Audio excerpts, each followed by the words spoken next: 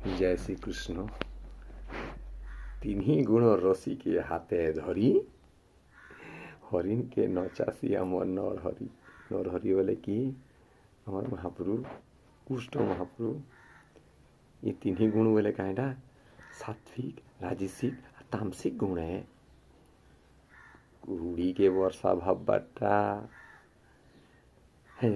बाटे गला बेले कि पानी पानी बोली भावुत जेन है झरना भावुत हेटा तुम्हें अस्थायी के स्थायी बोली भावुछ, स्थायी के अस्थायी बोली भावुछ, असत के सत बोली भावुछ। दीप जाले शिखा बाहर से ऊपर के जेंता सूर्य महाप्रभु मंदिर गरुड़ महाप्रभु देखी तुम्हें पूरा गाढ़ भक्ति देखु तो सुन महाप्रभु के आके पहुँच के नहीं पहुँच के गला छाई पछे जीव आके गला छाई पछे रहबा। जय श्री कृष्ण।